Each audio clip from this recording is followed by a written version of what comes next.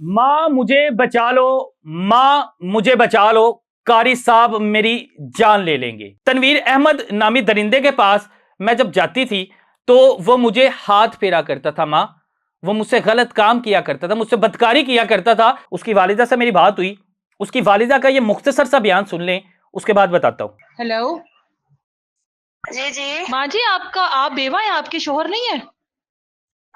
نہیں، میرے شوہر نہیں ہے، فوت ہوئے۔ تو آپ اکیلی محنت وغیرہ کرتی ہیں ایمان کو پالنے کے لیے؟ میرے اور بھی بچے ہیں۔ کتنے بچے ہیں آپ کے؟ میرے 3 بچے ہیں، ایک بیٹے کی ڈیتھ ہو گئی تھی وہ ایکسیڈنٹ میں۔ اچھا، مطلب آپ اکیلی اپنے گھر کو چلا رہی ہو نا؟ جی۔ اچھا، آپ کے ذہن میں کیا تھا کہ بچی کو کوئی رسولی وغیرہ ہو گئی ہے اس لیے اس کی جسامت میں فرق آ رہا ہے؟ وہ تو میں نے دیکھا ہے نا، جسامت میں دیکھ کے میں نے کہا پتا نہیں کیا مسئلہ ہے، میں اس کو ڈاکٹر کو چیک اپ تو کرواؤں۔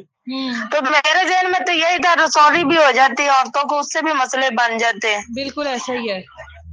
تو وہ ابھی میں نے تو یہ کہا، یہ جب اس نے کہا نا درد ہو رہی ہے، میں اسکول گئی تھی، 6ٹھی کلاس کی اسٹوڈنٹ ہے ابھی وہ۔ اچھا تو وہ میں ہاں جی 6ٹھی کلاس کی اسٹوڈنٹ ہے وہ بچی، اسکول بھی جاتی رہی ہے۔ تو میں نے نہ اس نے کبھی، وہ بچی تھی اسے کیا سمجھ تھی۔ بالکل ایسا ہی ہے۔ یہ واقعہ ہے اکارا کے علاقہ ہے جی، رینالہ خورد۔ چھوٹی سی ایک معصوم بچی ہے جس کا نام ایمان فاطمہ ہے۔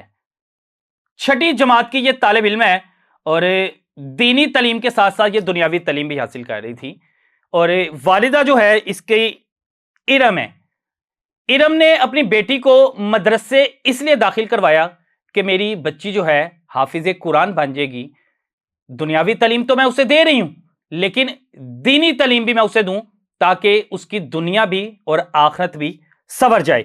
لیکن اسے کیا پتا تھا کہ وہاں پر ایک درندہ نما شخص جس کا نام تنویر احمد ہے بچوں کو دینی تعلیم دیتا ہے۔ روزمرہ کی روٹین سے ارم فاطمہ مدرسے جاتی ہے۔ تقریباً 1 سال تک ارم فاطمہ اس مدرسے جاتی رہتی ہے قاری تنویر کے پاس دینی تعلیم حاصل کرنے، قرآن حفظ کرنے۔ اب ہوتا کیا ہے کہ 7 ماہ گزرنے کے بعد والدہ کو نظر آتا ہے کہ میری بیٹی جو ہے ارم 13 سال اس کی عمر ہے اور اس کا جو پیٹ ہے وہ دن بہ دن بڑھتا جا رہا ہے۔ معاملہ کیا ہے، کہانی کیا ہے، کوئی بیماری نہ لگ جائے میری بیٹی کو۔ وہ اپنی بیٹی کو قریبی ہاسپٹل لے کے جاتی ہے، ڈاکٹر کے پاس لے کے جاتی ہے، اور ڈاکٹر جب دیکھتا ہے تو ڈاکٹر کہتا ہے اس بچی کا الٹرا ساؤنڈ کروائیں فوراً اس بچی کا جب الٹرا ساؤنڈ کیا جاتا ہے تو پتہ لگتا ہے کہ ارم فاطمہ نامی جو بچی ہے 13 سال کی، وہ 7 مہینے کی حاملہ ہے۔ والدہ سر پکڑ کے بیٹھ جاتی ہے، والدہ رونے لگتی ہے، چیخنے لگتی ہے کہ میری بیٹی کے ساتھ کیا ہو گیا۔ بیٹی بھی رونے لگتی ہے کہ مجھے پتہ نہیں لگ رہا کہ میری ماں رو کیوں رہی ہے، کیونکہ چھوٹی بچی تھی، اسے علم ہی نہیں تھا اس کے ساتھ ہوا کیا ہے۔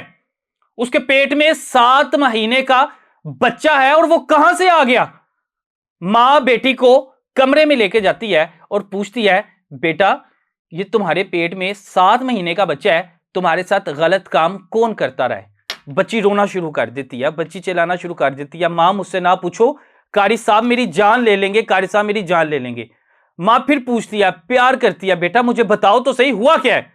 جس پر ارم فاطمہ جو کہ قرآن حفظ کرنے رینالہ خورد قاری تنویر کے پاس جاتی تھی، قاری میرے خیال سے اس بندے کے ساتھ قاری لفظ لگانے ہی قاری کی توہین ہے۔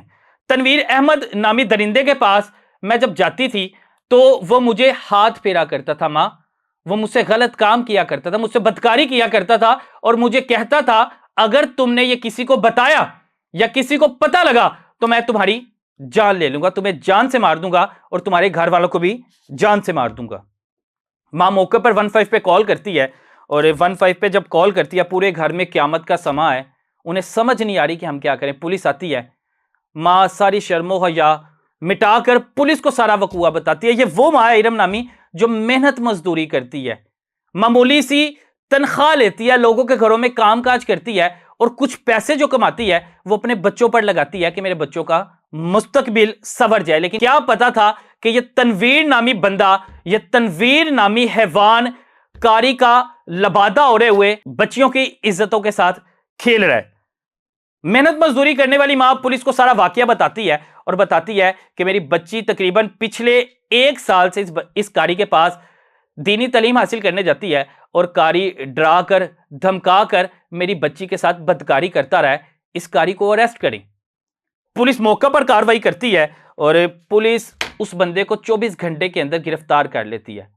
قاری کو گرفتار کیا جاتا ہے اور قاری سب کچھ مان جاتا ہے. یہ تنویر احمد نامی شخص ہر چیز مان جاتا ہے کہ میں بچی کے ساتھ یہ سب کرتا رہا. لیکن اس بدبخت کی بدبختی دیکھیں کہ وہ ایس ایچ او کو کہتا کیا ہے کہ بھائی جان اس بچی کا ڈی این اے بھی کروائیں. اس کا مطلب آپ سمجھ رہے ہیں کہ بچی کا ڈی این اے کروائیں, ہو سکتا ہے کسی اور نے بھی کیا ہو. استغفر اللہ. 13 سالہ بچی کو ورگلا کر 13 سالہ بچی کے ساتھ یہ درندگی حیوانیت اختیار کرنے کے بعد اس بندے کا جگرا چیک کریں, اس بندے کی بے شرمی چیک کریں کہ ایس ایچ او کو مشورے دے رہا ہے. پھر اس کو موقع پر اریسٹ کیا جاتا ہے. میڈیکل رپورٹ کروا لی گئی ہے. کچھ گھنٹوں بعد یا کچھ دنوں بعد جیسی میڈیکل رپورٹ آتی ہے وہ بھی سامنے رکھیں گے.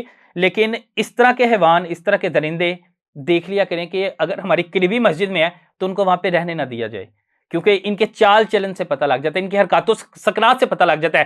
جو مرد حضرات مدرسے یا مساجد جاتے ہیں, مردوں کو پتہ لگ جاتا ہے کہ یہ بندہ کس شخصیت کا مالک ہے. اب اس بچی کا مستقبل کے ساتھ کھیلا گیا ہے. اب وہ 7 مہینے کا بچہ ہو گیا ہے. اب وہ بچہ جب دنیا میں آئے گا, والد کا کیا نام دیا جائے گا؟ اس بچی کا مستقبل کیا ہے؟ وہ بچی کو کیا بتایا جائے گا؟ وہ بچی اس کی ماں ہے, وہ ناجائز بچے کو رکھے گا کون؟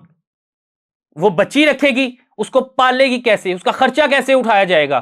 یہ سارے کے سارے معاملات اب سوچنے ہوں گے. تنویر احمد نامی شخص نے اپنی ہوس پوری کرنے کے لیے اس بچی کو درندگی کا نشانہ بنا لیا, لیکن اس بچی کے مستقبل کے ساتھ اور اس کے سارے گھر کا بیڑا غرق کر دیا. اس وقت سارے کے سارے پریشان ہیں, سمجھ نہیں آ رہی کہ کیا کریں, کہاں جائیں. غریب فیملی سے تعلق ہے, اور بھی بچے ہیں, خاندان میں کیا منہ دکھانا ہے, محلے داروں کو کیا منہ دکھانا ہے کہ اس خبیث انسان تنویر احمد کی وجہ سے. اس کی والدہ نے جب مجھ سے فون پہ بات کی تو وہ کہتی ہیں بیٹا میرا گھر سے نکلنے کو دل نہیں کرتا, مجھے سمجھ نہیں آتی میں کہاں جاؤں, میں کیا کروں. میں رشتہ داروں سے ملنا جلنا بند کر دیا ہے. میں اپنی بچی کا چہرہ دیکھتی رہتی ہوں, معصوم سی بچی کا, اسے سامنے بٹھا کر روتی رہتی ہوں, اور میرے بچے مجھے دیکھ کر روتے رہتے ہیں. ہمارے گھر میں جو اس وقت قیامت کا سما ہے, اب اعلیٰ حکمران سے اور پولیس اداروں سے, عدلیہ سے میری درخواست ہے کہ اس کو چونک چوراہے میں پھانسی کی سزا دینی چاہیے تاکہ باقی سے عبرت حاصل کریں. اس طرح کے واقعات جو ہیں کمی آئی, اس طرح کے واقعات ہوں ہی نہ.